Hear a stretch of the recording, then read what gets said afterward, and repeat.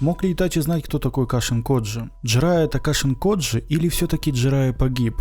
Всем привет! Перед началом ролика хотел бы попросить вас поддержать канал моего бро, так как YouTube опять страдает фигней, и ему пришлось создать новый канал. На его канале будет много чего интересного. Сейчас там уже вышел ролик по Fairy Tail. У меня готовится ролик с данным каналом, так что давайте поддержим его лайком и подпиской. За микрофоном, а не видео. Всем приятного просмотра. Кто такой Кашин Коджи? В манге нам показали, как Кашин Коджи использует Расенган, технику призыва и стихию огня. Также он скрывает лицо под маской, под которой мы увидели полоски, такие же, как и были у Джирайи. И он как-то связан с деревней Скрытого Листа. Все, что нужно Наруто, это спросить у старейшины горы Миябоку, кто кроме Джирайи, Наруто, Минато и Канахамару может призывать жаб с горы Миябоку, и тайна Кашина Коджи будет раскрыта. Или возможно есть еще одна какая-то жабья гора. Возможно на этой жабьей горе обитают те, кто покинул Миябоку, и Кашин Коджи призывает жаб-отшельников именно с этой горы. Мне до сих пор непонятно, почему в манге нам не показали реакцию Наруто. Канахамару сразился с человеком, который использовал Расенган, призвал огромную жабу, а в главах нам вообще об этом не упоминали. Хотя я уверен, что Канахамару написал доклад по этому поводу. Но в манге вся история крутится вокруг Каваки. Я считаю, что это немного неправильно, так как это важное событие, и о нем должно было быть упоминание в главах, которые были после того, как Канахамару вернулся в деревню. Неужели Наруто не интересно, кто этот человек? Перейдем к Джирайи. Почему он может быть Кашином Коджи? Есть только очевидные вещи. Как я уже говорил, это Расенган, техника призыва, стихия огня и полоски, которые видны под маской. Ну и борода, которая появлялась у Джирайи, когда он использовал режим отшельника. Практически такая же история была с Тоби. Когда нам показали этого персонажа, я и многие другие подумали, что это Обита. Но почему? Потому что незадолго до появления Тоби были серии про то, как погиб Обита. После этого мы увидели Тоби, который показал свой Шаринган, но автор нас запутал тем, что Шаринган, который был у Тоби, по логике вещей не должен был быть,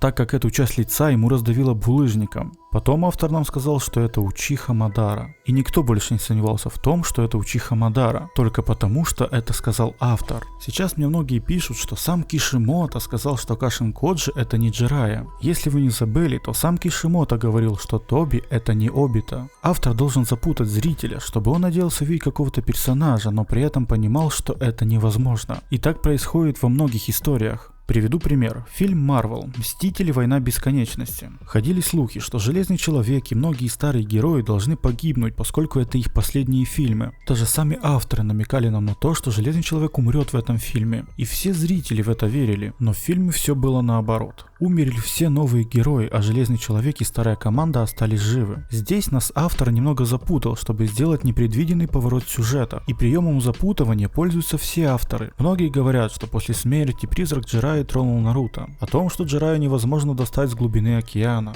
о том, что Кашин Коджи слишком молод, чтобы быть Джирайей. Но неужели вы не понимаете, что это все решается просто? Авторы аниме Боруто даже не будут обращать внимание на то, что дух Джирайи тронул Наруто за плечо. Достать Джирайю с глубины океана не хотел сам Кишимото. Но есть много способов, как это сделать. Я уже перечислял эти способы в другом ролике. Ну и самое главное, Кашин Коджи слишком молод для того, чтобы быть Джирайей. Тогда давайте посмотрим на Орочимару или Цунаде. Они разве старые? Их назвали легендарной троицей не просто так. В аниме Боруто и Наруто они должны быть легендой, которая живет вечно. Я не думаю, что старость для Джирайи проблема. По сути, мы не знаем ничего о его путешествиях. Где Джирайя был, что изучил, какие подпольные имена использовал. Но это может знать Итачи Учиха. Итачи покинул деревню, когда ему было 13 лет. Когда ему было 12, Данза подделал документы, чтобы он смог стать капитаном Анбу. Он уничтожил свой клан, после чего вступил в Акацуки. Итачи вступил в Акацуки, чтобы защитить и присматривать за деревней Листа. Исходя из битвы Итачи против Саски, Итачи знал все про Орочимару. Он знал, когда он появится, какие способности использует. Он сразился с Саски по двум причинам: чтобы погибнуть от его руки и убить Орочимару, тем самым спасти Саски. Нам всегда говорили, что Итачи хороший шпион, и он знает много тайн. А теперь давайте вспомним момент, когда Итачи и Кисаме хотели забрать Наруто, но появился Джирайя. Итачи сказал Кисаме, что они не справятся с Джирайей и им нужно отступать. Но почему им не справиться с Джирайей? Если Итачи знал о способностях Джирайи, он должен был понять, что вместе с Кисаме они бы одолели его. Кисаме называли бесхвостым Биджу.